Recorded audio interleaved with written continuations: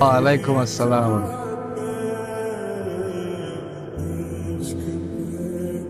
মা, তোমার নাম কি? অনন্যা চৌধুরী। পড়াশোনা করতেছো? আমি বিবিএ কমপ্লিট করেছি। পরবর্তী প্ল্যান কি? ব্যাংকে চাকরি করার ইচ্ছা আছে। অয়ন, তোমার কিছু জানার আছে? আমার মনে হয় ওদেরকে একটু আলাদা করে কথা বলতে দেওয়া উচিত। আসো বাবা।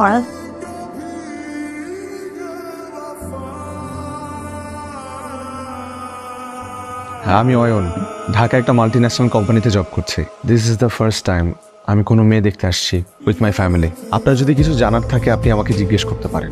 ঢাকায় কি একাই থাকা হয়? জি, একটা ছোট বাসা নিয়ে। আপনার পাখি তো ভালোই কথা পারে, আর কি কি পারে ও? আমি যখন গান গাই ও আমার সাথে গান করে। আপনি গান গাইতে পারেন? একটা গান শোনাবেন? অতটা ভালো পারে না। রুম থেকে এখন গান গাইলে ড্রয়িং রুম থেকে শোনা যাবে। পরে কখনো শোনাবনি? আপনি যদি কিছু মনে না করেন আমরা কি একজন আরেকজনের নাম্বার এক্সচেঞ্জ করতে পারি? ফোনে গান শুনবো। জি।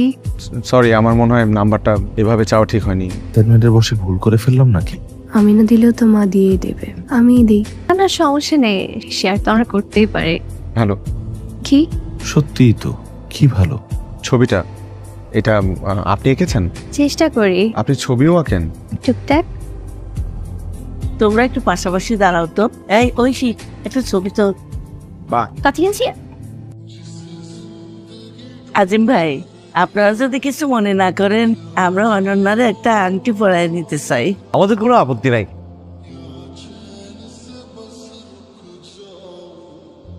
ভাইসাব, কিছু মনে না করলে একটা মাস সময় চাই। আমার ছোট মেয়ে তো, তার এই হাসি আনন্দের মধ্যে সবাই লই সাথে দিতাম চাই আর কি। তাহলে আমরা একটা ভালো দিনক্ষণ দেখে বিয়ের তারিখটা পাকা করে ফেলি। মনে হলো অনন্যার সাথে একবার কথা বলা দরকার। হ্যালো, হ্যালো, কে বলছেন? আমি অয়ন। সরি, বুঝতে পারিনি প্রথমে। ঠিক আছে, সমস্যা নেই। সেদিনের পর কয়েকদিন কেটে গেল, ভাবলাম একটু কল দিই, কথা বলি। কেমন আছেন আপনি? ভালো, আপনি? আমি ভালো আছি। হুট করে মা সেদিন আংটি পরিয়ে দিল আপনাকে। আপনার মতামত তো জানার সময় পাইনি। আমি ভাবছিলাম যে আমরা একটু একজন আরেকজনকে ভালোভাবে জানি, একটু কথা বলি। বুঝতে পেরেছি, আমিও আসলে প্রস্তুত ছিলাম না। আচ্ছা, আপনার কি আরো কিছু জানার আছে? একজনকে জানতে হলে তার সাথে মিশতে হয়, এভাবে জিজ্ঞেস করলে তো হয় না। আপনি অনেক সুন্দর করে কথা বলেন। Thank you. আজকে রাখি তাহলে। নিজের যত্ন নিন। সমুদ্র আমাদের দুজনেরই পছন্দ, তাই সমুদ্রের পাড়ে আমাদের দেখা করার জায়গাটা ঠিক করলাম। আপনি এভাবে তাকিয়ে আছেন কেন? আপনাকে আজ বেশ সুন্দর লাগছে। আচ্ছা, আপনার পছন্দের রং কি? আমার সব রঙই পছন্দ। আপনার? সাদা। সাদার মধ্যে একটা শুভ্র ব্যাপার আছে। বোঝা যায়। ফেসবুকে আপনার সব ছবি, সাদা শার্ট, সাদা পাঞ্জাবি। আপনি আমাকে স্টক করেন নাকি? করেছিলাম একদিন। কেন, আপনি করেন না? চেষ্টা করেছিলাম কিন্তু সাকসেসফুল হয়নি। আপনার প্রোফাইল লক করা, ভেবেছিলাম রিকোয়েস্ট দেবো, পরে ভাবলাম আপনি কি মনে করেন। আপনি তো কদিন পর আমাদের বাসায় আসবেন, তখন আপনার প্রোফাইল থেকে একটা অ্যাড রিকোয়েস্ট পাঠাবো নিজ উদ্যোগে। আপনাকে হাসলে খুব সুন্দর লাগে। আপনি কখনো প্রেম করেননি? আচ্ছা, আপনি কি এটা জানার জন্য আজকে দেখা করতে চেয়েছেন? না না, দেখেন সবারই তো অতীত থাকে, এমনিই জিজ্ঞেস করলাম। আমি আসলে এই বিষয়গুলো নিয়ে কথা বলতে চাই না। কলটা আমার ফ্রেন্ড দিয়েছিল। এখন যদি আমি কল ধরি তো অনেকক্ষণ কথা বলতে হবে, এই জন্য কেটে দিলাম। আমি সরি আইন, আসলে এভাবে হুট করে এই প্রশ্নটা আপনাকে করা ঠিক হয়নি। ওকে, আপনাকে একটা কথা বলবো? আপনার কাছে অনেক হ্যান্ডসাম লাগছে।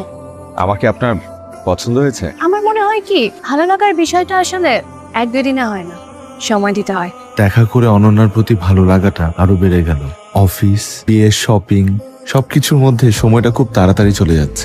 এর মধ্যে বিয়ের সময়টাও ঘনিয়ে এলো। এই পাঞ্জাবিটা কেমন লাগছে? অনেক সুন্দর লাগছে। দাঁড়া, এটা প্রোগ্রামে পড়া যাবে? হ্যাঁ। আরে বাটনটা লাগালে সুন্দর লাগবে। হ্যালো, হ্যাঁ বিয়ে সাহেব, কি খবর? হ্যাঁ,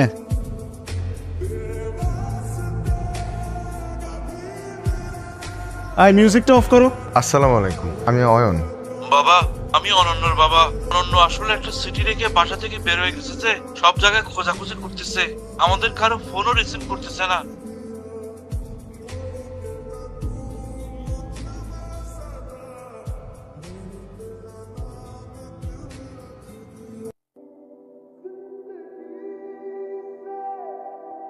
অয়ন, আমি আপনাকে অনেকবার বলার চেষ্টা করেও একটা কথা কখনো বলতে পারিনি।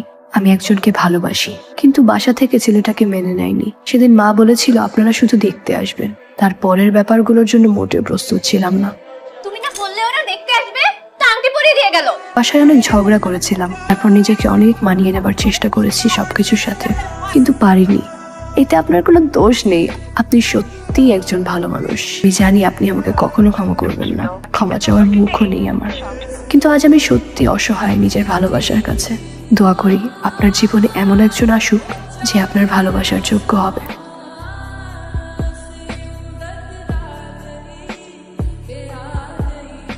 আজকে যা হয়েছে তা নিয়ে আমি কখনো কোনো কথা শুনতে চাই না। অনন্যাদের বাসায় তোমরা কেউ ফোন দেবে না।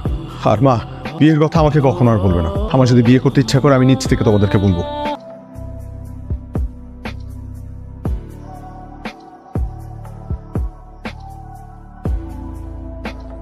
জানি না এই কষ্ট আমি ডিজার্ভ করি কিনা।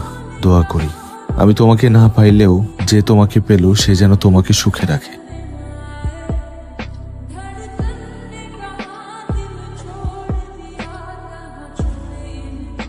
এক্সকিউজ মি, এটা আমার সিট।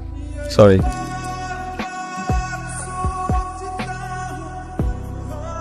হ্যালো হ্যাঁ হ্যালো, আসিফ, তুমি ফোন ধরো না কেন? খেয়াল করি না, কি বলো না। তুমি বাসা থেকে বের হয়ে গেছি, রাতেই তো বললাম। বাসা থেকে বেরিয়ে গেছে মানে? তোমাকে না আমি না করছি? তুমি কি বুঝতেছো না আমার সিচুয়েশন কি? তুমি এখন কোথায়?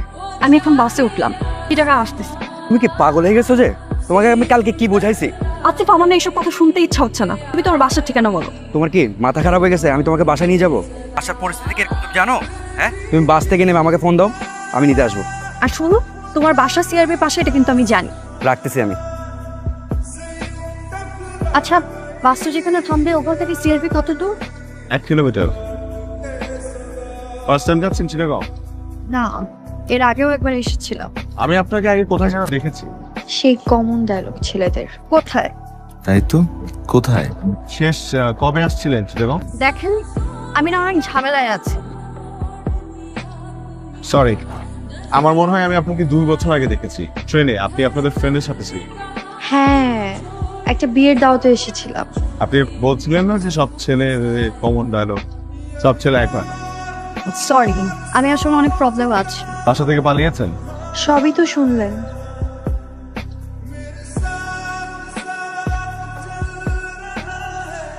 একটা কথা বলি, জি বলেন। আপনারা মেয়েরা এমন কেন?